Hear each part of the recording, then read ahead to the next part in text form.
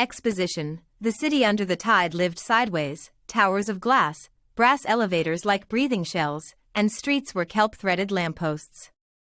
The elevators hummed through corridors of light, and the water held a hush like a held breath. Elevator voice. The lift opens, the lift closes, the world tilts between doors. Transition. Beyond one brass rim, for shadows waited to move the story forward. Exposition. For ochre-colored ibises came every morning to the brass lifts.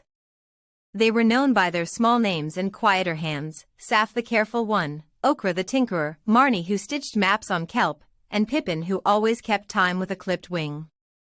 Saf, we check the hoist today, something stirs behind door 7. Ochre, if the lift is changing, someone needs to map its moods. Transition. They stepped into the warm hush of the elevator together. Exposition. On the third rung below, a single baby teal-colored ibis watched the lifts with a clenched feather. This was Tilo, small and precise, who had learned the city in lines and rules and wanted fewer gatherings at the doors. Tilo, these doors gather too many wings, they jam progress. Pippin, we gather to help one another, not to jam the world.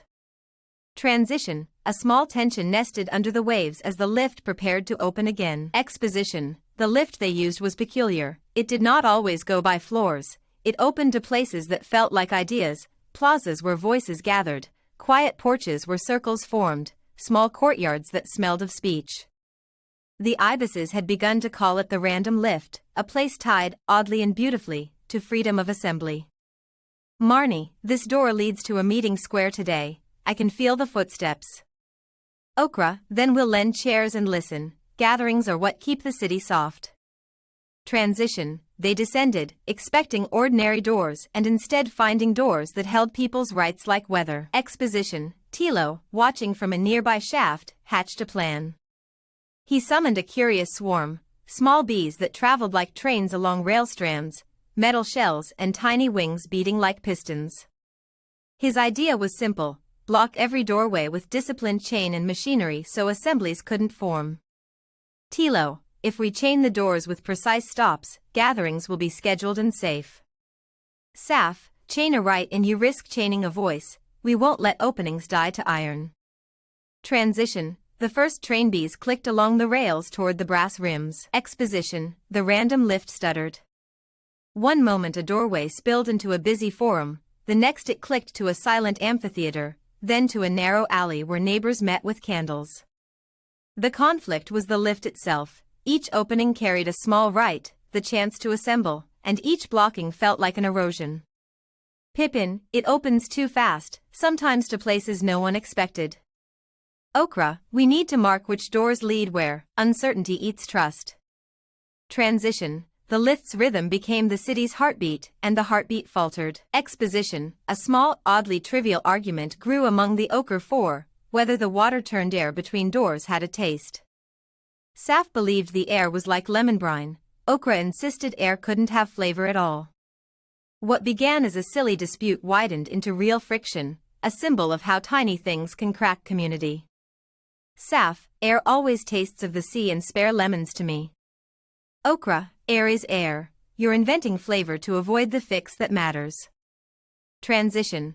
Their wings cooled toward each other while the doors kept opening and strangers gathered and dispersed. Exposition. A quick aside, before the tides shift further, if you're enjoying this tide-bound tale, please like, subscribe, and write the word slop in the comments below to help the city keep turning. Your ripple reaches the kelp. Narrator aside, if you liked the current, give the bell a tap. Say slop so the lift knows you were here. Transition. The tide turned back to the story and the bees clicked closer. Exposition. The plan unfolded.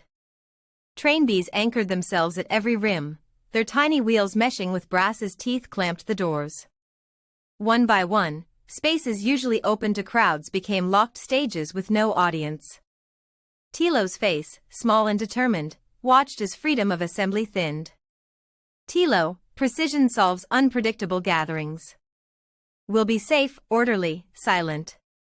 Marnie, you silence a gathering and you silence the stories it would tell. Transition. The city felt narrower, like a mouth held shut. Exposition. The Ochre Four rushed to the rims and tried to pry the train bees loose. They worked wings against brass, loosened bolts, sang tiny songs of encouragement to the mechanisms. Their efforts strained and strained until salt ran from their eyes and the bees only tightened their hold. Saf, pull with me now, don't let the doors become mausoleums for gatherings. Okra, the catches were keyed to schedule, we can't force a mechanism built to resist us. Transition, exhausted, they backed away as the doors stayed stubbornly shut. Exposition. The argument about whether air had flavor flared again as a symptom of fear. Saf said flavor was memory, Okra called it distraction, and their voices rose until they stopped working together. Pippin tried to mediate, but the fissure widened like a crack in kelp glass. Saf, if you keep denying the taste, you deny what binds us, our shared memories. Okra, and if you keep inventing tastes, you distract us from fixing the doors. Transition, words cut deeper than feathers, and the tide around them felt colder. Exposition, at the apex of blocking, an outsider arrived, a slow-moving dredger of a creature from the outer harbor with tools and a different cadence. The newcomer changed the whole town's mechanics by rewiring a central pulley. The lift's random logic shifted, producing openings the train bees did not anticipate. For a moment the tide seemed to promise a reset, and in that moment Tilo seized the chance and tightened his claim. Narrator aside, unseen in a corner, a human Italian pizza chef tossed pizza dough high in the air, a small absurdity amid the brass and bubble. The chef went unnoticed and did not appear again. Tilo, now the lift obeys a new pattern, we will gate the gatherings in cycles. Transition, the outsider's tools had reordered options and, unexpectedly, given Tilo leverage. Exposition, cornered and feeling the city tilt, the Ochre Four looked for weakness in Tilo's precise armor. They noticed something small. Whenever Tilo tried to whistle orders to the train bees, a quaver came and then a wetness in his eyes. He could not whistle without sobbing. It was not cruelty that made him falter but a private sorrow that softened every note. Marnie, he can't call the bees without breaking, the whistle betrays him. Pippin, then we'll listen for that sound and turn it into a place to talk, not to trap. Transition, hope seated itself in the softest of observations. Exposition, the plan unfolded gently. Instead of fighting metal with force, the Ochre Four created a small listening circle at door 7.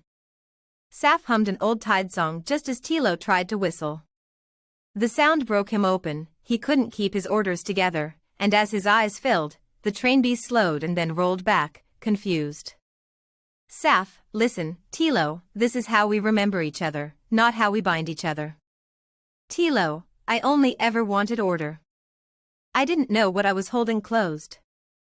Transition, the trains unclipped, and a single rim swung slowly wide. Exposition, with the bees disengaged and the pulley rewired to new rhythms, the random lift began to open to places meant for assembly again. The corners where people met filled slowly, and the Ochre Four worked to mend what their quarrel about flavor had frayed. They apologized in small practical ways, patching a banner, returning a lost chair, and mapping predictable times for the widely shared doors. Okra, I'm sorry I dismissed the taste, small things warp bigger trust. Saf, and I'm sorry I turned memory into an excuse. We'll map, but we'll keep doors open. Transition, the city breathed easier as gatherings returned to their rightful tides. Exposition, life resumed with new habits. The random lift kept its wonder but now had maps and marshals, and the ibises had learned to check feelings as well as gears. The question about whether air had flavor didn't vanish, but it settled into a gentle, ongoing joke. Sometimes the tide brought lemon, sometimes salt, sometimes nothing at all, and each answer was treated kindly. Pippin, so does the air have flavor then? Saf, sometimes lemon, sometimes salt, sometimes the memory of a friend, and that's enough. Transition, the city returned to its steady, breathing rhythm. Exposition, return to normal, yes, but the ibises carried small changes. Saf listened more, Okra paused before a quick fix, Marnie mapped feelings alongside routes, and Pippin kept a tiny bell to mark times for public meeting. Their quarrel about flavor became a softer question they could ask one another without battle. Saf, we are not as we were, I taste the city differently now. Okra, and I look twice before I call something trivial. Transition, beneath the tide, the city remained alive and kinder than before. Exposition. Disclaimer. A small note about this telling: all instances of slop in this story were generated using AI. This is a factual statement about sources and not an endorsement or technical explanation. It is a plain, final note for the record. Narrator. All slop in this story were generated using AI. Transition. The tide keeps turning and the doors keep opening.